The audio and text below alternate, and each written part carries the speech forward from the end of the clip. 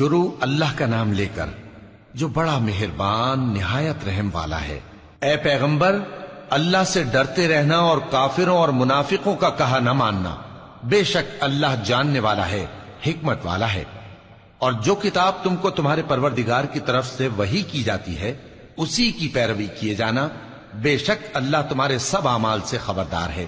اور اللہ پر بھروسہ رکھنا اور اللہ ہی کارساز کافی ہے۔ اللہ نے کسی آدمی کے پہلو میں دو دل نہیں بنائے، اور نہ تمہاری بیویوں کو جن کو تم ماں کہہ بیٹھتے ہو تمہاری ماں بنایا،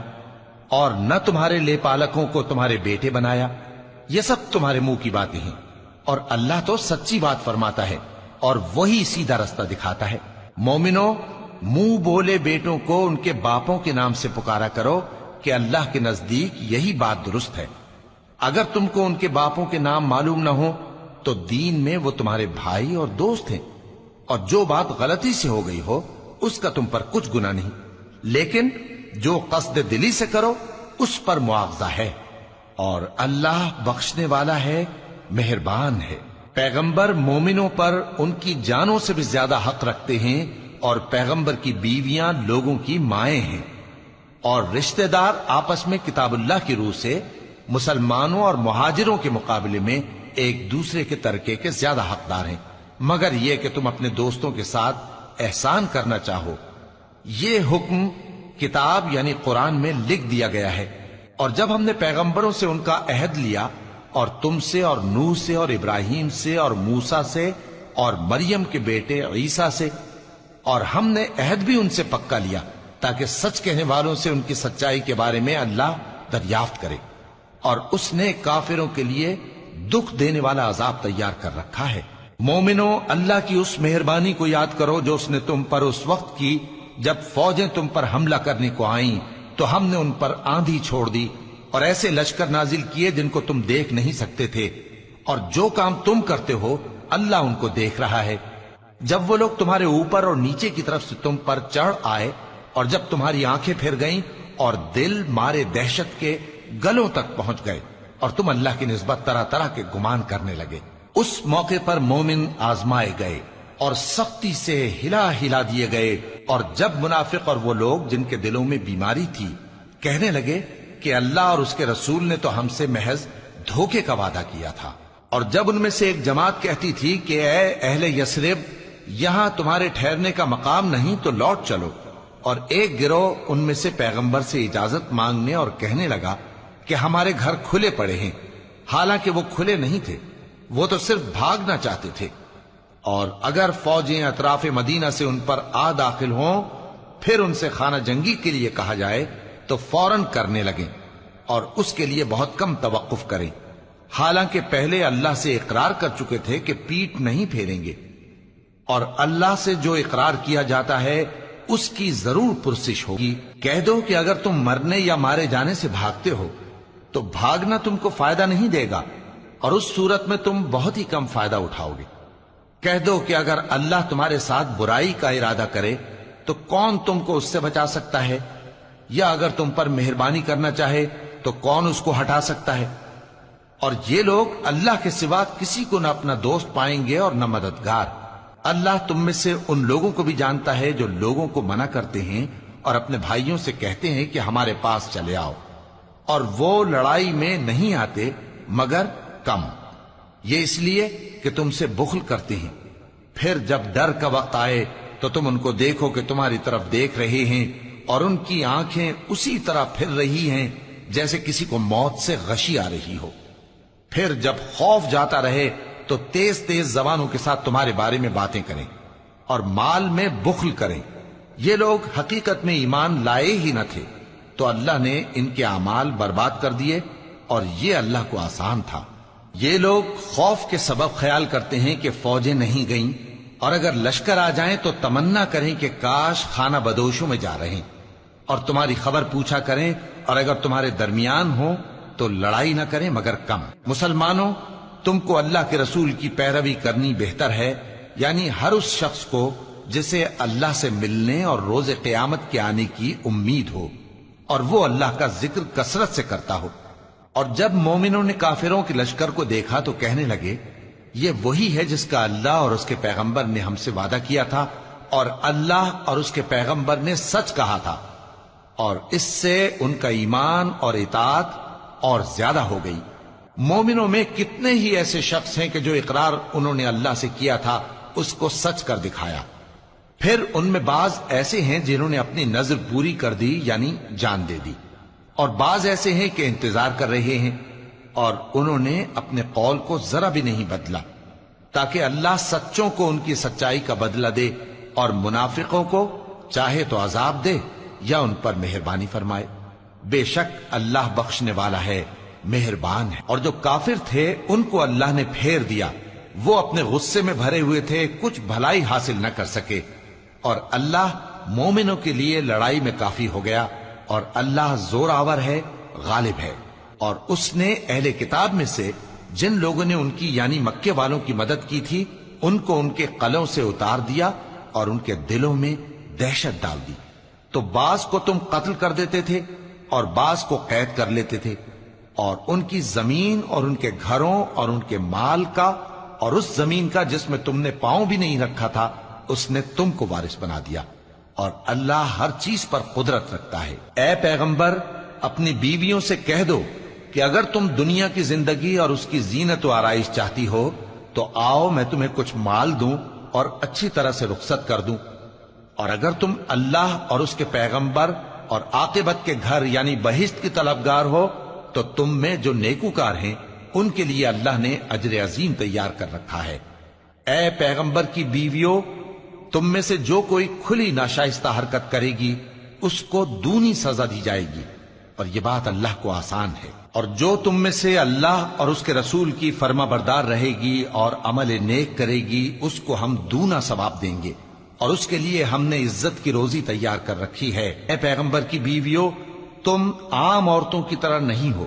اگر تم پرہیزگار رہنا چاہتی ہو تو کسی اجنبی شخص سے نرم لہجے میں بات نہ کرو،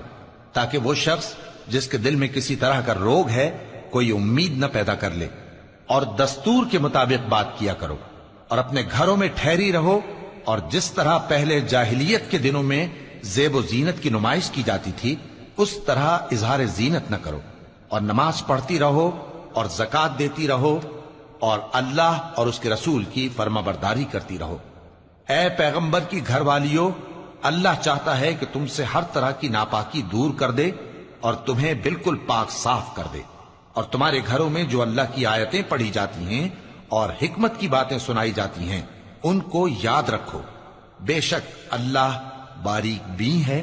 باخبر ہے۔ جو لوگ اللہ کے آگے سر اطاعت خم کرنے والے ہیں، یعنی مسلمان مرد اور مسلمان عورتیں اور مومن مرد اور مومن عورتیں اور فرمانبردار مرد اور فرمانبردار عورتیں اور راست باز مرد اور راست باز عورتیں اور صبر کرنے والے مرد اور صبر کرنے والی عورتیں اور عاجزی کرنے والے مرد اور عاجزی کرنے والی عورتیں اور خیرات کرنے والے مرد اور خیرات کرنے والی عورتیں اور روزے رکھنے والے مرد اور روزے رکھنے والی عورتیں اور اپنی شرمگاہوں کی حفاظت کرنے والے مرد اور حفاظت کرنے والی عورتیں اور اللہ کو کثرت سے یاد کرنے والے مرد اور کثرت سے یاد کرنے والی عورتیں۔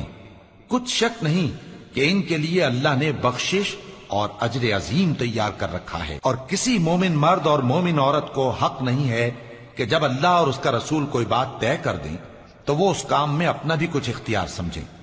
اور جو کوئی اللہ اور اس کے رسول کی نافرمانی کرے وہ بالکل گمراہ ہو گیا۔ اور جب تم اس شخص سے جس پر اللہ نے احسان کیا تھا اور تم نے بھی احسان کیا تھا یہ کہتے تھے کہ اپنی بیوی کو اپنے پاس رہنے دے اور اللہ سے ڈر، اور تم اپنے دل میں وہ بات چھپا رہے تھے جس کو اللہ ظاہر کرنے والا تھا، اور تم لوگوں سے ڈرتے تھے، حالانکہ اللہ ہی اس کا زیادہ مستحق ہے کہ اس سے ڈرو۔ پھر جب زید نے اس سے تعلق ختم کر لیا یعنی اس کو طلاق دے دی تو ہم نے اسے تمہاری زوجیت میں دے دیا تاکہ مومنوں پر ان کے منہ بولے بیٹوں کی بیویوں کے ساتھ نکاح کرنے کے بارے میں جب وہ بیٹے ان سے اپنا تعلق ختم کر لیں یعنی طلاق دے دیں کچھ تنگی نہ رہے، اور اللہ کا حکم واقع ہو کر رہنے والا تھا۔ پیغمبر پر اس کام میں کچھ تنگی نہیں جو اللہ نے ان کے لیے مقرر کر دیا، اور جو لوگ پہلے گزر چکے ہیں ان میں بھی اللہ کا یہی دستور رہا ہے، اور اللہ کا حکم ٹھہر چکا تھا۔ یعنی ان پیغمبروں میں جو اللہ کے پیغام جوں کہ توں پہنچاتے اور اس سے ڈرتے اور اللہ کے سوا کسی سے نہیں ڈرتے تھے، اور اللہ ہی حساب کرنے کو کافی ہے۔ محمد صلی اللہ علیہ وآلہ وسلم تمہارے مردوں میں سے کسی کے والد نہیں ہیں، لیکن اللہ کے پیغمبر اور نبیوں کی مہر یعنی سلسلہ نبوت کو ختم کر دینے والے ہیں، اور اللہ ہر چیز سے واقف ہے۔ اے اہل ایمان، اللہ کا بہت بہت ذکر کیا کرو اور صبح و شام اس کی پاکی بیان کرتے رہو۔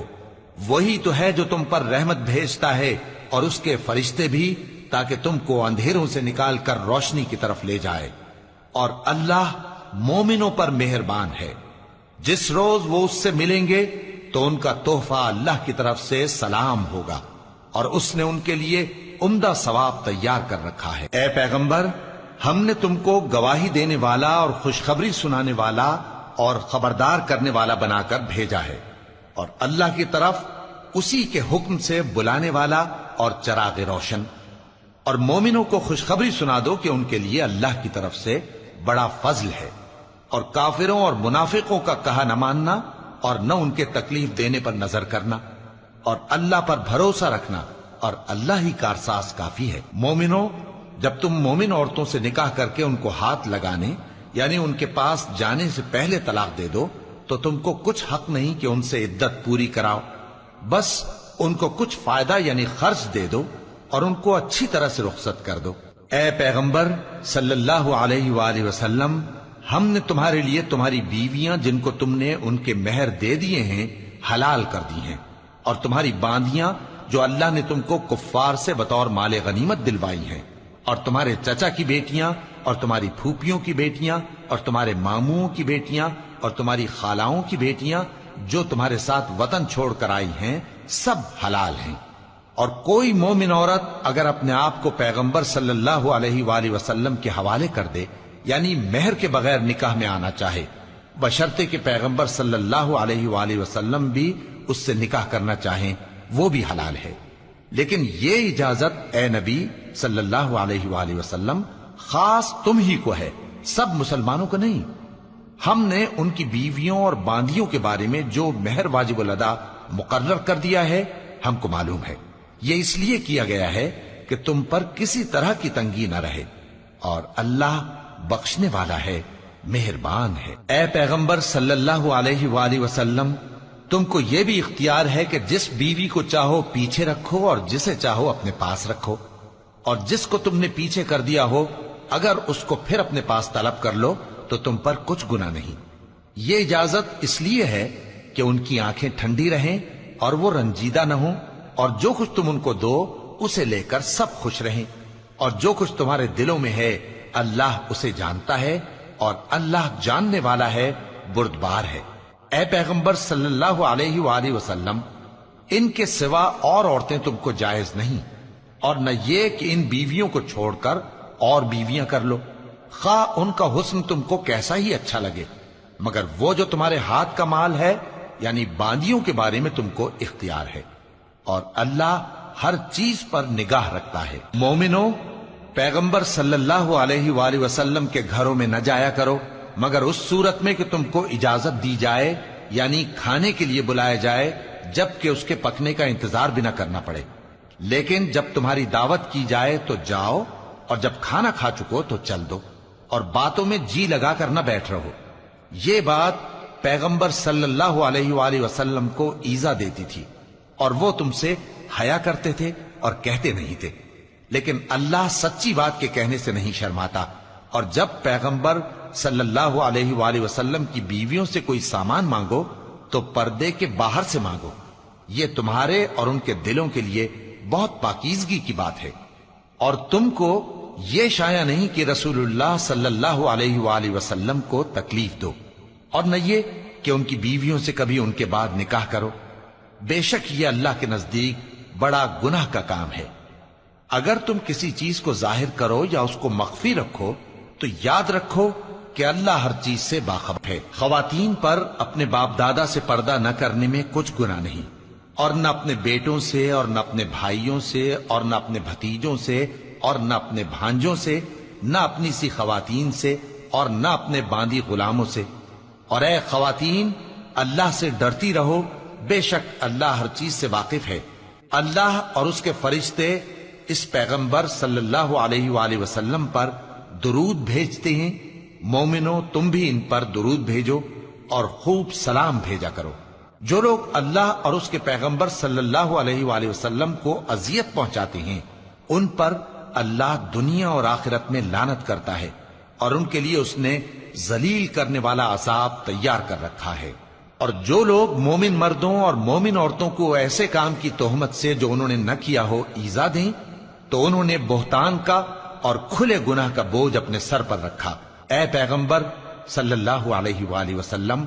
اپنی بیویوں اور بیٹیوں اور مسلمانوں کی عورتوں سے کہہ دو کہ باہر نکلا کریں تو اپنے چہروں پر چادر لٹکا کر گھونگھٹ نکال لیا کریں۔ یہ چیز ان کے لیے موجب شناخت و امتیاز ہوگی تو کوئی ان کو ایذا نہ دے گا،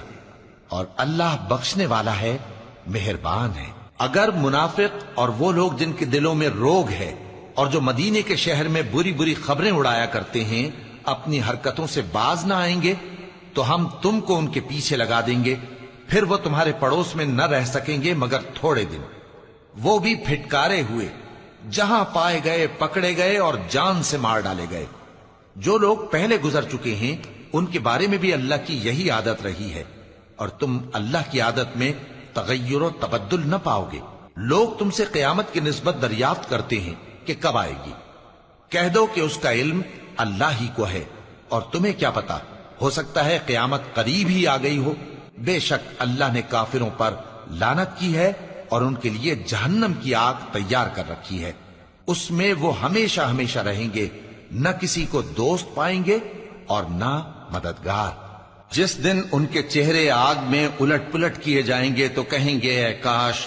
ہم اللہ کی فرما برداری کرتے اور رسول صلی اللہ علیہ وآلہ وسلم کا حکم مانتے، اور کہیں گے کہ اے ہمارے پروردگار ہم نے اپنے سرداروں اور بڑوں کا کہا مانا تو انہوں نے ہم کو رستے سے بھٹکا دیا۔ اے ہمارے پروردگار ان کو دگنا عذاب دے اور ان پر بڑی لعنت کر۔ مومنو تم ان لوگوں جیسے نہ ہونا جنہوں نے موسیٰ کو عیب لگا کر رنج پہنچایا تو اللہ نے ان کو بے عیب ثابت کر دیا، اور وہ اللہ کے نزدیک آبرو والے تھے۔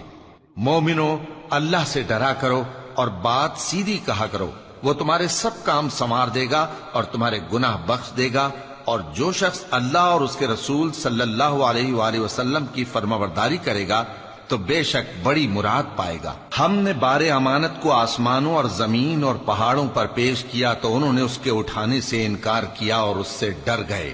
اور انسان نے اس کو اٹھا لیا، بے شک وہ بڑا ظالم بڑا جاہل ہے۔ تاکہ اللہ منافق مردوں اور منافق عورتوں اور مشرک مردوں اور مشرک عورتوں کو عذاب دے، اور اللہ مومن مردوں اور مومن عورتوں پر مہربانی کرے، اور اللہ تو بخشنے والا ہے، مہربان ہے۔